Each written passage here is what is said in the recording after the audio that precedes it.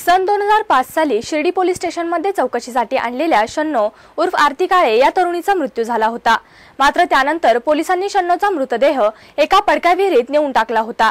या प्रकरणी गदारोळ झाल्यानंतर सीआयडी मार्फत पोलीस चौकशी करण्यात येऊन कोपरगाव जिल्हा न्यायालयात दोषारोप पत्र दाखल करण्यात आले होते। माननीय न्यायालयाने या प्रकरणातील मिरज पोलीस स्टेशनच्या पोलीस कर्मचाऱ्यांची निर्दोष मुक्तता केली आहे। मात्र शिर्डी पोलीस स्टेशनचे तत्कालीन पोलीस अधिकारी यांच्या विरोधात 302 कलमा अंतर्गत चौकशी करण्याचे आदेश दिले आहेत। सन 2005 साली शिर्डी पोलीस स्टेशनमध्ये चौकशीसाठी आणलेल्या शन्नो उर्फ आरती काळे या तरुणीचा मृत्यू झाला होता। मात्र त्यानंतर पोलिसांनी शन्नोचा मृतदेह एका पडक्या विहिरीत नेऊन टाकला होता। या प्रकरणी गदारोळ झाल्यानंतर सीआयडी मार्फत पोलीस चौकशी करण्यात येऊन कोपरगाव जिल्हा न्यायालयात दोषारोप दाखल करण्यात आले होते। माननीय न्यायालयाने या प्रकरणातील मिरज पोलीस स्टेशनच्या वतीने 3 पोलीस कर्मचाऱ्यांची निर्दोष मुक्तता केली आहे। मात्र शिर्डी पोलीस स्टेशनचे तत्कालीन पोलीस अधिकारी यांच्या विरोधात 302 कलमा अंतर्गत चौकशी करण्याचे आदेश दिले आहेत। मिरज पोलीस स्टेशन अंतर्गत दाखल एका गुन्ह्यातील आरोपींच्या शोधासाठी मिरज पोलीस स्टेशनचे कर्मचारी 1 फेब्रुवारी 2005 रोजी शिर्डीत आले होते। यावेळी मिरज पोलीस आणि शिर्डी पोलीस स्टेशनमध्ये कार्यकर्ते असलेले सहाय्यक पोलीस निरीक्षक यांनी शन्नो काळेस चौकशीसाठी पोलीस स्टेशनमध्ये आणत बराकी बाहेर असलेल्या पॅसेजमध्ये बसवून ठेवले होते। दरम्यान 2 तारखेच्या पहाटे शन्नोचा तिथेच मृत्यू झाला होता। मात्र याची कायदेशीर प्रक्रिया पोलिसांनी न करता राहता तालुक्यातील सोयगाव शिवारात तिचा मृतदेह टाकून दिला होता। सोयगाव येथील विहिरीतील हा मृतदेह पोलिसांनी ताब्यात घेत त्याचे शवविच्छेदन करत त्याला कोणी वारस नसल्याने तो दफनही केला होता। राहता पोलीस स्टेशन मार्फत अशा मृतदेहाची वर्तमानपत्रात आलेली बातमी वाचून शन्नोच्या बहिणीने राहता पोलिसात येऊन ती युवती शिर्डी पोलिसांनी ताब्यात घेतलेली शन्नो काळेच असल्याचे सांगितल्याने या प्रकरणाला वाचा फुटली होती। त्यानंतर राहता पोलिसांनी पुरलेला शन्नोचा मृतदेह पुन्हा उकरत त्याचे शवविच्छेदन करण्यासाठी तो मृतदेह पुन्हा येथील ससून रुग्णालयात पाठविण्यात आला होता। 1/3/2005 रोजी शिर्डी पोलिसांनी शिर्डी बाजार तळावरून महेश शन्नो उर्फ आरती काळे वीस घेऊन आले होते। मिरज पोलिसांना एका मिरजच्या गुन्ह्यामध्ये लंगड्या नावाचा मनुष्य लागत होता आणि तो लंगड्या हा शन्नो काळेचा मेहुणा होता। मिरज पोलिसांनी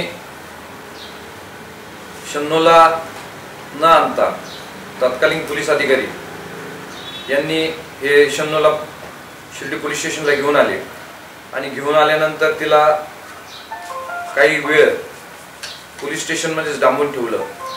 डांबून ठेवल्यानंतर त्याच्याबद्दल कोणती एंट्री तत्कालीन पोलीस अधिकाऱ्यांनी शिर्डी पोलीस स्टेशनच्या केस डायरीवर स्टेशन डायरीवर घेतली नाही।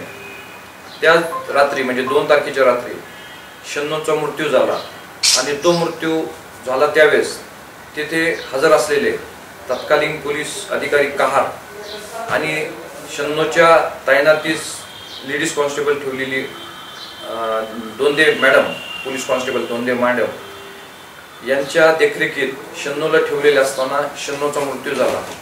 मृत्यू झाल्यानंतर त्या शन्नो काळेचा बॉडी कोपरगाव तालुक्यातील सोयगाव येथे एका विहिरीत सापडली। त्याप्रमाणे सोयगावच्या पोलीस पाटलाने राहता पोलीस स्टेशनला फिर्याद दिली। फिर्याद दिल्यानंतर तत्कालीन राहता पोलीस स्टेशनचे अधिकारी भालेराव यांच्या असं लक्षात आलं का हा आत्महत्या नसून हा खून आहे, म्हणून त्यांनी भारतीय दंड संहिता कलम 302 व 291 अज्ञात व्यक्तींविरुद्ध शन्नो काळेच्या मृत्यूबाबत गुन्हा नोंदवला। नंतर शन्नो काळेची बॉडी सापडल्यानंतर त्याचं पोस्टमॉर्टम करण्यात आलं। तिची बॉडी तिच्या नातेवाईकांनी ओळखली। शन्नो काळेचा मृत्यू हा आकस्मिक मृत्यू नसून तिचा खून झालेला आहे अशी बातमी सोशल मीडियाने न्यूज मीडियाने दिल्यानंतर हे प्रकरण संपूर्ण महाराष्ट्रभर गाजलं। पोलीस स्टेशनला मृत झालेल्या शन्नो काळेच्या घटनेचे पडसाद विधानमंडळातही उपस्थित झाले होते। या दरम्यान शन्नो काळे मृत्यू प्रकरणाचा तपास स्थानिक पोलिसांकडून काढत सीआयडीकडे देण्यात आला होता। त्यांनी तपास करत या घटनेत शिर्डीतच तपास करण्यासाठी आलेल्या 4 पोलिसांविरोधात आत्महत्येस प्रवृत्त करणे आणि मृतदेहाची विल्हेवाट लावलेल्या प्रकरणी कोपरगाव जिल्हा न्यायालयात 2009 मध्ये दोषारोपपत्रक दाखल केले गेले होते। या घटनेतील शिर्डी पोलीस स्टेशनचे सहाय्यक पोलीस निरीक्षक रामदास पाटील आणि पोलीस कॉन्स्टेबल गव्हाणे यांची नार्को टेस्टही घेण्यात आली होती। शन्नू काळेच्या पहिल्या पोस्टमॉर्टमच्या वेळी मानेच्या खुनाचा उल्लेख नव्हता, मात्र शन्नू काळेच्या पहिल्या पोस्टमॉर्टमच्या वेळी मानेच्या खुनेचा उल्लेख नव्हता। मात्र ससून येथील रुग्णालयात झालेल्या पोस्टमॉर्टम वेळी याचा अभ्यास करण्यात आला आणि वैद्यकीय अहवालानुसार शन्नूचा मृत्यू हा गळफास घेऊन झाला नसल्याचेही समोर आले होते। या घटनेतील मिरज पोलीस स्टेशनचे कर्मचाऱ्यांचा सहभाग होता असे साबित करू शकले नाही, म्हणून त्यांची निर्दोष मुक्तता केली आहे। त्यानंतर विरोधी पक्षाने व तत्कालीन सरकारने शन्नू काळेचा मृत्यू हा खून झालेला आहे म्हणून तपास सीआयडी कडे दिला। सीआयडीने तो तपास केला। तपास करून एकूण 4 आरोपींविरुद्ध दोषारोपपत्र दाखल केलं। त्यामध्ये होते मिरज पोलीसचे शिवानंद बासप्पा गव्हाणे, संजय कांबळे आणि नगरचे सुनील शिरसाट, तसेच तुकाराम कार याच्या विरुद्धही पण चार्जशीट आले होते, परंतु केस चालू असतानाच तुकाराम कार याचा मृत्यू झाला। सरकारी पक्षाच्या वतीने एकूण जो 103 लोकांची साक्षी यादी दिली होती, त्यापैकी सीआयडीने जेवढे साक्षीदार दिले त्यापैकी फक्त 26 साक्षीदार सरकारी पक्षाने तपासले। आणि सीआयडीने तपास करत असताना 2005 ते 2009 पर्यंत सखोल तपास करून 2009 मध्ये ह्या 4 आरोपींविरुद्ध दोषारोपपत्र भारतीय दंड संहिता कलम 306, 201 व इतर कलमांतर्गत दाखल केलं। दाखल झाल्यानंतर एकूण सरकारी पक्षातर्फे 26 साक्षीदार तपासण्यात आले। त्यामध्ये ससून हॉस्पिटलचे मेडिकल ऑफिसर, राहताचे ग्रामीण रुग्णालयाचे मेडिकल ऑफिसर, तसेच तत्कालीन तहसीलदार गिरासे साहेब यांनाही तपासण्यात आलं।